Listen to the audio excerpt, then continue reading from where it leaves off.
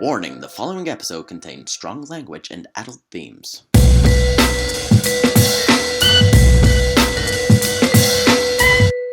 Hi guys, welcome back to What the Fuck. Do not say the score currently. Shut up. This is the series where we look at the most ridiculous, weirdest, horrible, strangest, lovely, wacky news stories we can find in the world, and we gotta try and guess, out of the four of them, which one the fake one is. So have you. Please scream at me when I get it wrong, okay? Because I'm not losing this time. I'm not. I'm Matt Liss from What Pictures. Hi. And are you ready? You guys ready? Mm-hmm. I'm ready. Let's do this. Story number 1. Man who used blowtorch to kill spider is left homeless after burning down his house. I mean, that's bad. At least we know his priorities are bang on. Sorry to hear about your house. Hope your lungs aren't full of smoke, unless you're a smoker, which then they will be. A Seattle man caused $60,000 in damage. Wow, for one spider. After using a homemade blowtorch to try and kill a spider in his rental home, it's not even his house, fuck, on Tuesday night. Which Tuesday?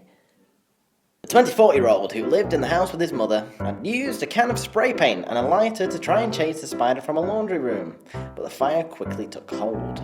Gosh darn. The man who has not been named, Jesus, Voldemort's on the run, tried to douse the flames with water. Just use Aguamenti. Aguamenti is the water spell. Voldemort, come on. Oh, can we stop with that? Tried to douse the flames with water, but it soon spread to the attic. Good job Anne Frank left. No one was injured in the blaze. That's good. Although the spider is believed to have perished. Attempts by fire crews to put out the blaze were delayed over fears that rounds of ammunition may be stored in the house. What are they doing with weapons? Starting a war on the spiders. Seattle Fire Department spokesman Kyle Moore said the tenant had used a self-made blowtorch to kill a spider in the laundry room. We've already figured that out, mate. Should have read the story first, Kyle. I don't want to encourage people to do this, but that's what he did. He did. Don't do it. Oh, what's he like? The spider tried to get into the wall. Why was there a hole in the wall? It's in me wall. Get out of your wall. Get out me wall. You little bastard. He sprayed flames on the wall, lit the wall on fire, and that extended up the ceiling. Just use a cup. But Moore said the fire was not the most effective way of getting rid of creepy crawlies. Obviously not, burned his house down. The Red Cross is providing temporary accommodation for the displaced family after the house was declared uninhabitable. If you couldn't reach the spider with a coaster, would you resort to fire? No. Why? Let me just double check that. He burned his house down, mate. Story number 2. Tasha Harris died from drinking too much coke. New Zealander coroner says. Coroner says. For those of you on the other side of the screen, we have John Tinney. Drinks far too much coke. He's going to die at the age of 35. Please send him apples. A New Zealand coroner has told an inquest that Tasha Harris, a mother of 8, she's a busy girl, who suffered a heart attack in 2010, would not have died if she hadn't been dependent on Coca-Cola. Coca-Cola. As reported by the Associated Press last year, Harris, a 31-year-old stay-at-home mom, oh my god, she had 8 children at the age of 31. God, she was like popping one every year since like the age of 23. You go, girl. The 31 stay-at-home mom drank more than 2 gallons of the soft drink every day.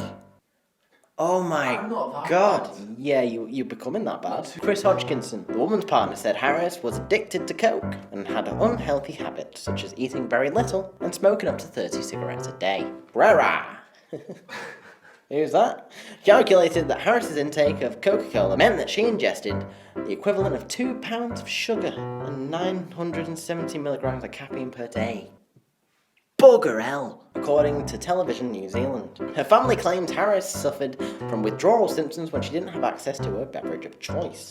Harris's consumption of sugar and caffeine had serious effects on her health, and is finding Crera. That's the way I'm going to say it, and you can't stop me. Said that Harris had developed cardiac arrhythmia, causing her habit. That's not a diet, that's a death wish. She would go crazy if she ran out. She would get the shakes. Withdrawal symptoms, be angry, on edge, and snappy. Her mother-in-law told coroner's inquest last year, the BBC notes. The BBC? Why are they in this? What are they doing down there? According to a deposition? What? According to a deposition by pathologist, Dr. Dan Morning. As Gorka notes, Crera doesn't think that Coca-Cola should be held responsible for Harris's death. I think he's wrong. However, he does suggest that the company should consider putting warning labels on its drinks. Yes, they should. That isn't a tragedy, to be honest. I mean, yeah, it kind of is. Someone died. I know, but it's their own fault. Like, I don't get dizzy or angry or snappy. Dizzy wasn't one of them. Why have you been feeling dizzy? How bad's your addiction? John? Story number 3. The real-life Gone Girl. Oh, for fuck's sake. Actress fakes her own kidnapping in doomed attempt. I'll say it again in a minute. It's just on the podcast. All he did was talk about Gone Girl. Drove me fucking nuts. Anyway, back to the story. I'll continue for you. The real-life Gone Girl. Actress fakes her own kidnapping in doomed attempt to try and win back her ex-boyfriend. Sweet. Move on. An actress faked her own kidnapping in a desperate attempt to win back her ex-boyfriend that was similar to the plot of the hit film Gone Girl. Spurned Jessica Lind, 22, was found apparently dazed and confused. You wrote this.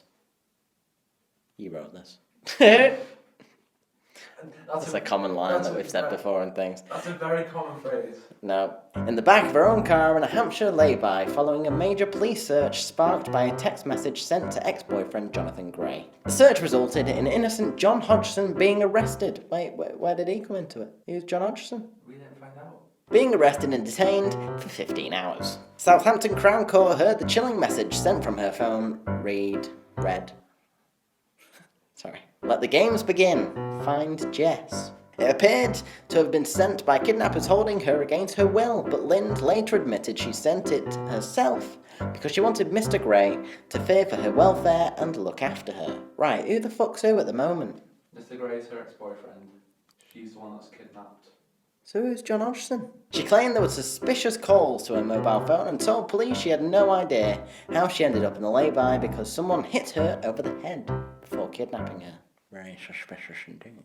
There was also a handwritten note on the windscreen of her car saying, "He'll come back to you, don't worry." Police became suspicious after launching a major investigation which resulted in the arrest of Mr. Hodgson, who has mental problems, mate. Mr. Hodgson was held for 15 hours. That's a bit harsh if he's got mental problems. Suspicion of stalking and kidnap before being released, and the total investigation lasted 253 hours. Oh my god.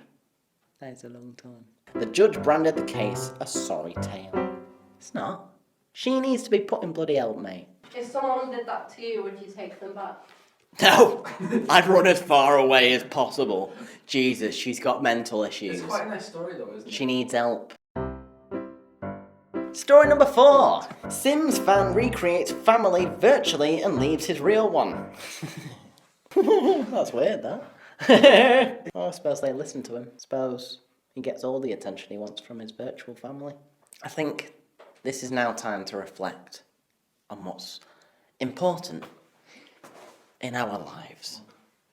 Is that we need to reconnect with people that we love. Because if it's all just one way, we don't grow. We don't learn from that. We don't feel the love. The Sims is a well-known life simulation video game. It is. In where the player can create families and play through their life until they eventually die. Just like real life. From there, the player controls their offspring in an endless cycle of gameplay. In these lifespans, the characters can marry, have children, and get to their highest respected field to earn more money. But they don't, because they're playing video games. Alex Vaughan has gained notoriety. No, I can never say that word. Alex Vaughan has gained notoriety in his hometown of Anchorage after he took this video game too seriously by designing his virtual family from the resemblance of his real family. His wife, Annie, and his twin daughters, Lizzie and Niamh. Neve. Is that how you say Neve? Yeah, I work with a girl with a name. Yeah, that's all. I'm gonna call her Niamh. I've never seen it written down. He's always had a sort of obsessive thing where it comes to something new and exciting. I just didn't realise that he would take it this far, and he told us. He created our whole family in that game, and then he became very distant, started avoiding us, caring more about the characters than his real family. Maybe because he don't do anything, Annie. Gotta do something nice for him. No, it's not her fault. Although, that's what might have driven him to go on a virtual world, you know. Only weeks after playing with his new family, he moved into the couple's motorhome on the driveway. Oh, I was a bit more serious than I thought it would be. Only returning to the house for food and toilet breaks. Oh no. Oh no. That's a bit too far, mate. I asked him to make dinner, but he said that I should, because that's what his other wife does. You can't be saying that. He doesn't even pick up the kids from school anymore because that's what his other wife does. They have marital problems. His kids need him, and I have a full-time job, and I need someone to take care of them while I'm at work. He can't keep depending on my mum to watch them, while he cares more about the game than his family. Update. Oh, there's an update. Alex has now moved back into the family home after completing the virtual family's lifespan. He just needed a vacation. Wow. Have you played Sims? I have played Sims, yes. Ever created people that you know? No. Oh. What? No. I do it. Yeah, I do it all the time. Like, all I kind of did was tear down the entire house and start from scratch and do an entirely new house. I mean, make your own stories. That's the Yeah, best no, part, isn't it? Like, you've got the money, so you marry a rich person, then you get you get married, then you kill them, and then you've got loads of money. Wow. Sims, inspiring people to murder. What happened this episode? Story number 1. Man who used blowtorch to kill spiders left homeless. Irresponsible. Story number 2. Tasha Harris is dead now. Oh god, I'm sorry. Story number 3. Real life Gone Girl. And story number 4. Sims fan recreates family and leaves his actual family. Well, based on what I've read so far, I don't need to contemplate. Story number 3 is the fake one. The Gone Girl one. Would you like to tell me I'm right, John? You're wrong.